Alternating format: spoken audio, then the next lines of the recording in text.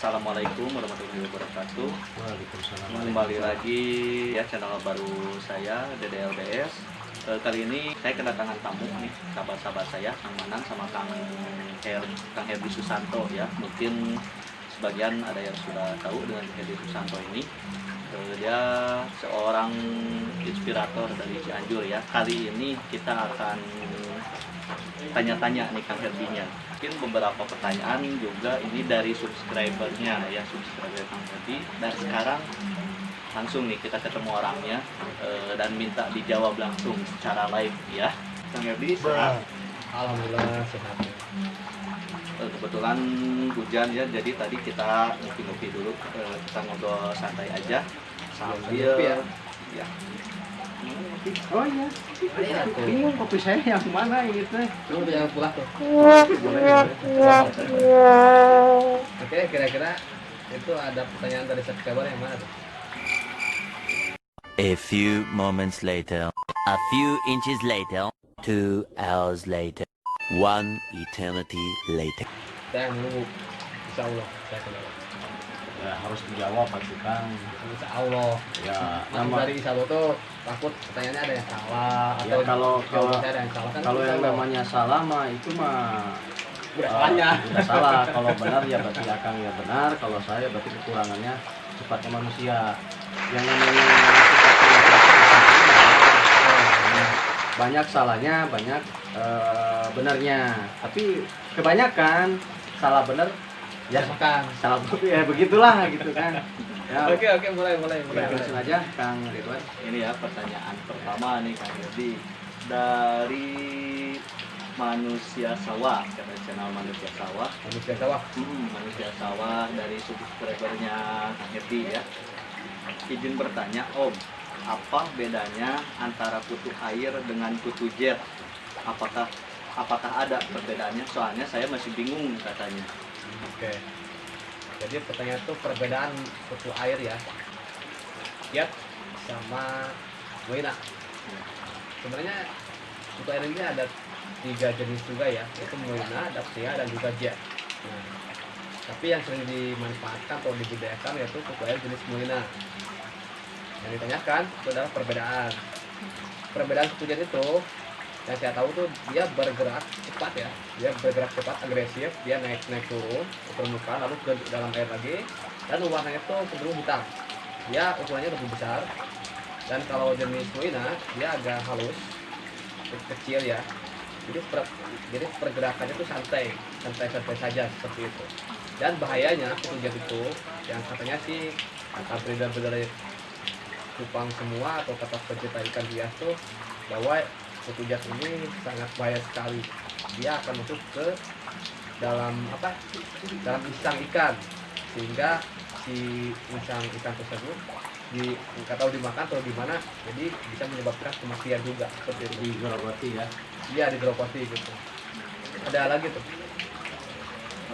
Mungkin yang penasaran sudah terjawab ya langsung sama Kang Herdi Susantonya. Insya Allah. Mudah-mudahan puas ya dengan jawabannya. Terus ini yang kedua nih Ramli New Style, semoga nonton ya di sini. Berapa lama Kang proses timbulnya kutu air dari awal sampai bisa panen katanya? Oke, kita nanya tadi yang ditanyakan adalah Berapa lama proses Lama ya? timbulnya kutir iya dari Kalau awal untuk sampai proses, panen. sebenarnya hanya 7 hari ya. Bisa sih dari 5 hari, 6 hari, 7 hari, tapi yang saya pakai biasanya 7 hari. Dari kita mulai tebar starter sampai kita bisa panen perdana itu 7 hari waktunya. 7 hari. Nah, 7 hari waktunya itu bisa 6 bisa 7. Yang penting kita lihat dulu apakah si kutu air nih benar-benar banyak di tempat kutub tersebut. Itu wajib dia harus dipanen, karena kalau tidak itu bahaya sekali tuh. Bisa menyebabkan kematian. Akhirnya nanti si kutu yang mati itu dia mengendap di dasar kolam. Dia menimbulkan sejenis zat amonia. Tahu kan amonia tuh? Amonia itu kan baunya itu sangat enak sekali lah pokoknya. Dalam satu kolam itu bisa menyebabkan kematian total. Kematian total itu sih menurut saya sendiri ya, karena saya sudah mengalami hal seperti itu. Kalau kita telat panen, waduh, lebih baik kita kultur baru seperti itu. Dan umur yang saya gunakan di tempat kultur itu hanya berlangsung sekitar 15 harian.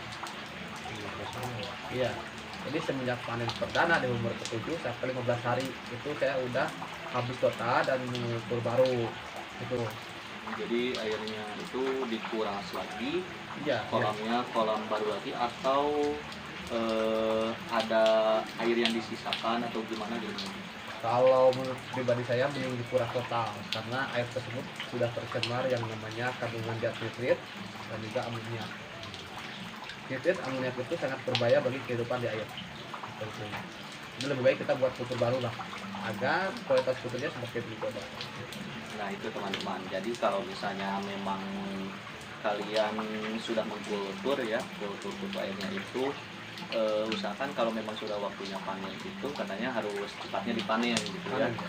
Karena kalau misalnya kutu air yang tidak cepat-cepat dipanen nanti kan bakal pada mati. Nah itu bakal menyebabkan semacam racun ya, kandungan Ya, racun lah simpelnya amoniak. gitu. Amoniak. Lanjut Kang Yadi, pertanyaan ketiga ya. Ini ada juga nih, ya ngopi dulu, merokok tuh, Kang Yadi merokok. Kopi dulu baru. Ya namanya juga seriusan, serius tapi santai. Iya. Tapi jangan terlalu serius, jangan terlalu Seperti santai. itulah. Oke, lanjut pertanyaannya. Bentar, saya cari dulu. Mungkin Bang Mana ada pertanyaannya? Apa? Kalau saya sih ada satu pertanyaan nih buat Kang Hadi. Selama saya sama Kang Hadi udah beberapa hari, terus sudah gitu saya juga lihat di komen-komen Kang Hadi gitu kan, ya, mengenai masalah kopi nih Kang. Oh, kopi. Ya, kopi kampasnya. Oh, Bukan air kopinya kan. Nah, kalau air kopinya kita minum. betul. Saya beberapa baca, tapi di situ siapa aja gitu kan. Tapi saya langsung sendiri ya, yang komentari Kang Yadi masalah ampas kopi. Ya. Nah di video kemarin pun sempat kita ngopi bareng gitu kan. Nah Kang Yadi bilang bahwa kampas kopi ini bermanfaat juga gitu kan buat kutir kan, kutir air.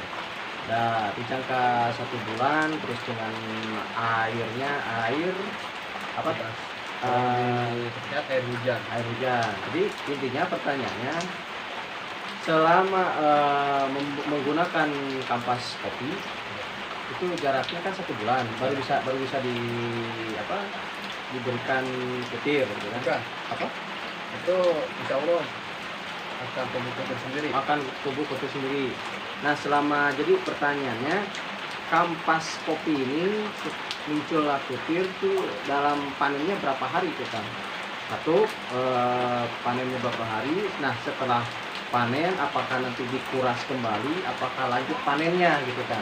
Itu aja Kang. Oke, saya akan jawab dulu yang pertanyaan yang pertama, yaitu berapa hari panen gitu kan.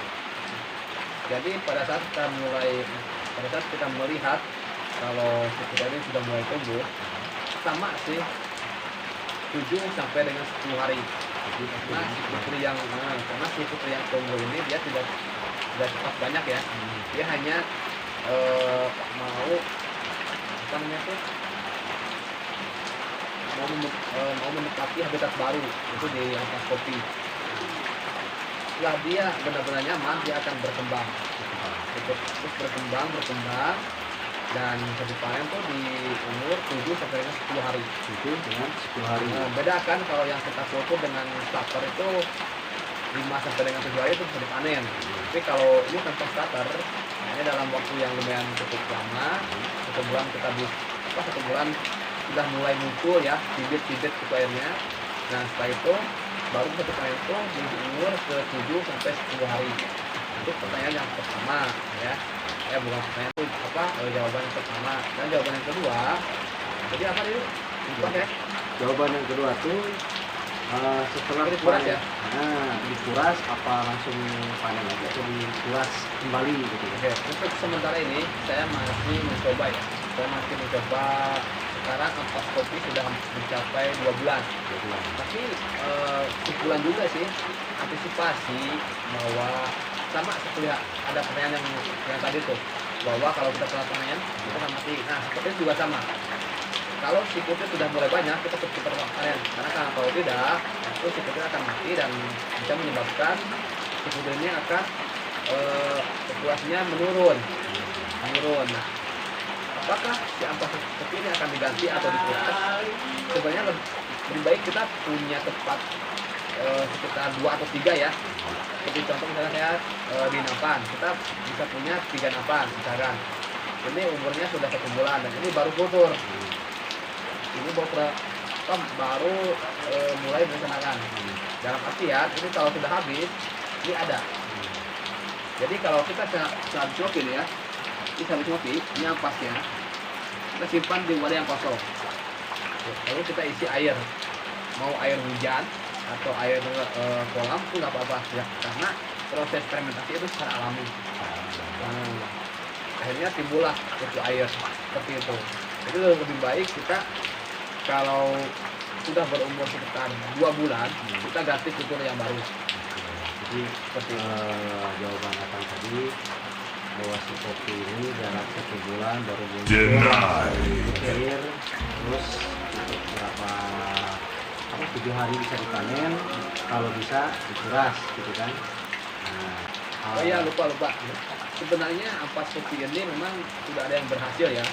Subscriber saya tuh dia juga sudah membuktikan bahwa ampas kopi ini sudah benar-benar terbukti bisa meletakkan susu air sendiri. Dia dan juga saya sangat bersyukur sekali bahwa pembuktian ini bukan hanya saya juga, tapi rekan-rekan kita semua dan juga subscriber saya juga itu sudah membuktikan ya. Ampas kopi ini jangan dibuang. Seperti itulah pokoknya intinya kita membuat inovasi baru lah. Ini untuk ampas kopi ini menurut Bang Kopi bisa gak si medianya itu kita perluas seperti di kolam kayak gitu. Cara cek produk ber-BPOM paling mudah. Kalian tinggal lihat aja nih di produk kalian apakah sudah memenuhi 10 syarat dari BPOM. Yang pertama ada nama merek, yang kedua ada nama produk, yang ketiga ada manfaat atau kegunaan, yang keempat ada cara pemakaian atau cara penggunaan, yang kelima ada komposisi atau ingredients, yang keenam ada tanggal expired, yang ketujuh ada nomor BPOM, yang kedelapan ada nomor batch, yang kesembilan ada pabrik tempat produk tersebut diproduksi, dan yang ke-10 ada neto atau berat bersih.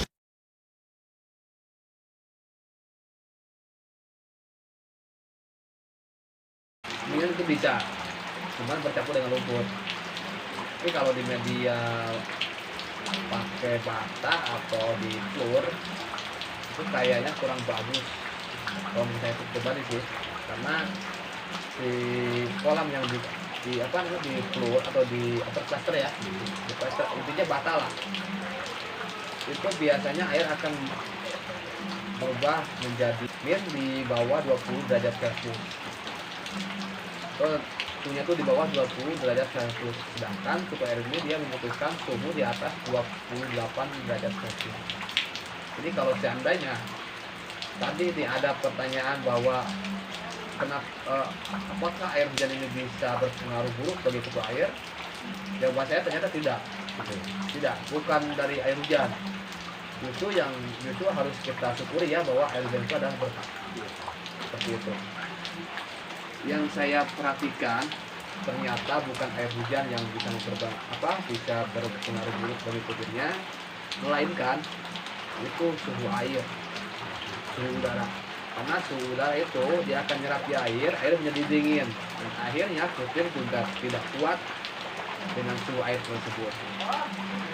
Kesimpulan yang lain itu putir tersebut tuh bukan mati karena air hujan, tapi mati karena suhu air. Bisa juga itu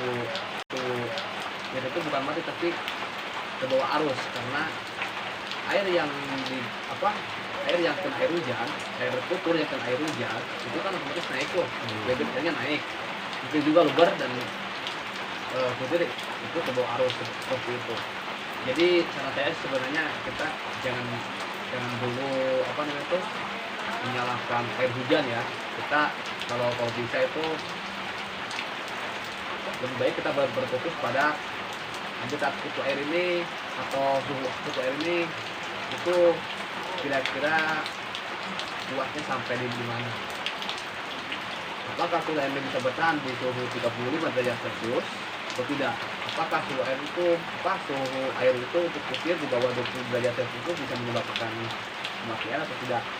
Kalau menurut saya pribadi ya, itu karena suhu air, bukan karena air hujan. Kalau menurut saya mas, airnya itu sangat berkah sekali, subur itu.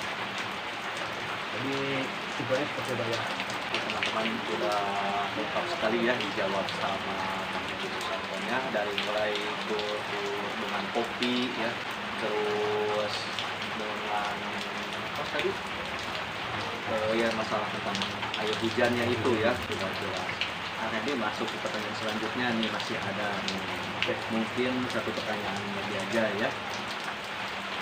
Kebetulan belum terjawab nih di komennya Kang Hedi ya. Belum terjawab dari Arif Rahman. Kang penulis acana upami ampas tahu eta teh anu kumaha tahu Sumedang atau tapi tahu kagok sayuran. Jadi si tahunya ini mungkin yang dia tanyakan itu tahu yang gimana sih, karena tahu itu kan banyak, jadi tahu apa, tahu Sumedang itu kan goreng, tahu yang putih kan ada, tahu yang kuning gitu. Itu mungkin untuk pertanyaan itu untuk kultur putih atau untuk kultur casut? Ini adanya sih dia di channel yang kultur kopi, tapi kayaknya mungkin bisa dijawab juga ya untuk kultur kasut sama kultur putih ini juga gitu. Jadi kita ada ada dua manfaat ya. Tahu ini bisa untuk kasut dan bisa untuk putir. Tapi kalau untuk putir sih saya rasa itu harus proses dulu ya, karena harus di blender halus itu, angin halus. Lebih baik kalau untuk putir ke ampasnya, dan kasut juga kita juga lebih baik kita ampasnya pakai. Jadi bukan tahu. Cuman kalau memang sudah ada ampasnya kita bisa manfaatkan kasut. Kalau untuk itu tadi ya, itu lebih baik pakai lumpur. Karena si tahu ini dia berprotein tinggi sehingga bisa menyebabkan naiknya zat amonia. Itu cepat tuh, naiknya amonia itu cepat sekali. Jadi si cacing soto ini dia nggak tahan. Oleh karena itu lebih baik disarankan kalau untuk sedikit lagi pakai lumpur. Kalau memanfaatkan tahu. Tapi kalau untuk putir ada proses lagi kayaknya tuh. Jadi si tahu ini mesti di blender dengan benar-benar halus lah pokoknya. Baru mulai untuk kultur susu air seperti itu. Itu tahunya itu tahu apa? Tahu putih, tahu kuning atau apa? Bebas. Oh bebas. Bebas. Nah, itu Yang penting jawabannya itu bahan awalnya itu dari kacang kedelai. Sebenarnya sama kan tahu kan? Intinya mah mau tahu Sumedang ke, mau tahu Garut ke, mau tahu Cianjur ke, Tahu mana yang penting enak pokoknya lah. seluruh Indonesia apapun itu jenis tahunya bisa. Yang penting ampasnya Ampas itu. Dan tahunya yang kan gitu kan. nggak mungkin lah. Tapi menurut kira-kira ada nggak pembuatan tahu yang pakai kacang layu? Yang buat kita saya sih belum ya. Ya, belum pernah sih belum pernah. Jadi dalam dengar yang lain. artian gini ya, tahu itu pembuatannya awalnya emang dari kacang kedelai ya. Tahu kuning, tahu putih, tahu Sumedang atau tahu mana aja pasti awalnya dari kacang kedelai. Gitu, ya. Terus tadi kan dibilang sama itu dari komentarnya itu digoreng, direbus bisa nggak gitu? Apakah bisa? Misalnya yang dia itu punya tahu nih banyak tapi nggak kemakan sisa-sisanya, tapi udah digoreng posisinya itu bisa Oh nggak? iya bisa, itu bisa. Yang tadi akan katakan kan kampusnya. Nah yang ini kan Tahunya. tahunya. Iya. Ini tahunya bekas direbus atau digoreng gitu kan, banyak nggak kemakan. Itu bisa nggak buat kutil gitu? Sebenarnya bisa. Oke, jadi saya jelasin sendiri ya. Cacing sutra sama susu air itu dia membutuhkan yang namanya sumber organik. Nah itulah makanan asli sebenarnya di alam. Tapi dengan cara fermentasi langsung di alam. Tapi kalau saya sendiri, kalau pakai apa itu fermentasi sendiri. Dalam artian tukia dan sisa sup ini dia hidupnya di habitat yang berorganik tinggi. Apa itu? Mau dari limbah rumah tangga, limbah pertanian seperti sayuran, limbah kotoran dan limbah lain sebagainya, itu adalah sumber makanan bagi cacing sutra dan juga susu air. Apakah tahu ini adalah limbah dari rumah tangga atau bukan? Jawabannya Ya, karena kan tadi yang dikatakan bahannya limbah yang sudah digoreng berarti bahan rumah tangga. iya, itu adalah limbah. Limbah kan dalam artian kita bisa memanfaatkan, cuma perbedaannya kita mesti hati-hati. Jadi kalau bisa Apa makan, ada bahan yang tercampur nah, gitu kan. ada minyaknya juga ya. Iya. Nah, jadi gini kan, maaf potong dulu. Kali-kali dicoba gitu kan, yang apa? Jauh Tahu yang bekas direbus atau digoreng, rebus atau goreng ya. Ya, tanpa Baik minyak. mau direbus atau digoreng. Kalau direbus kan tanpa minyak. Nah, kalau yang digoreng berarti ada yang mengandung minyak. Nah, coba dah untuk konten tahunya ini buat putih air, yang satu yang direbus, yang satu yang digoreng, yang memakai minyak. Berarti. Apakah akan membuktikannya gimana, akan berkembang atau tidak?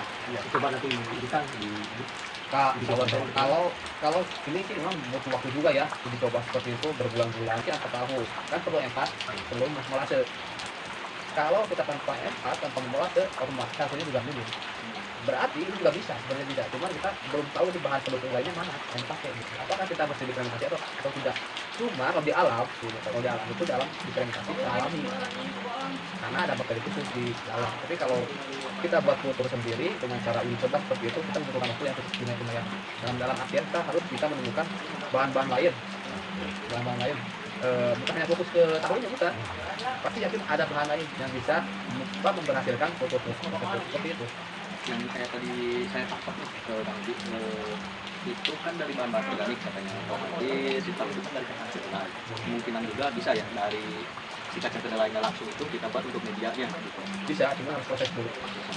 Sama, prosesnya kita rebus dulu sampai benar-benar matang lah.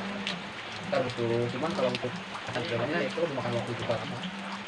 Intinya semua bahan-bahan organik bisa dipakai gitu. Bisa, Cuma cuman belum si proteinnya. Ya, tapi kalau untuk masalah itu protein kadar protein itu memang harus tinggi. Karena hasilnya juga kan itu protein jadi kita di atas 57% protein dari kita, tapi kalau protein itu air itu 40%. Dalam artian kasus yang masuk ya itu sama-sama membutuhkan protein tinggi atau bernutrisi tinggi seperti itu. Karena kalau nutrisinya rendah, ya bisa jadi pertumbuhannya juga lambat gimana ya, seperti itulah pokoknya. Yang penting limbah segala macam limbah, asal jangan limbah kimia ya. Oke. Ini limbah organik, semua limbah organik pasti yakin itu bisa untuk kultur kita maupun air seperti itu. Dan kita bisa melihat di alamnya, coba ada cek di alam. Tapi sutra ini hidupnya di selokan, apa yang dia makan seperti itu dan enak.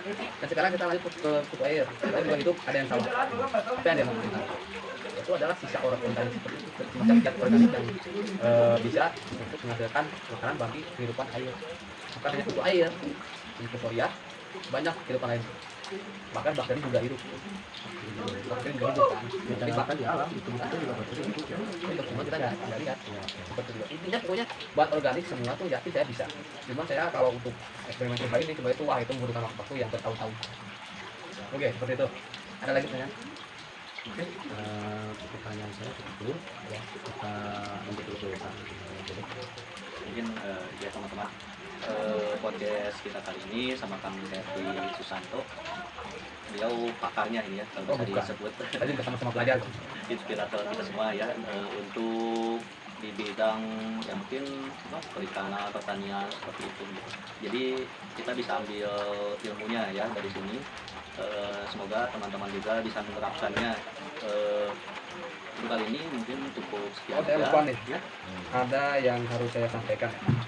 Untuk wilayah kota Cianjur ya.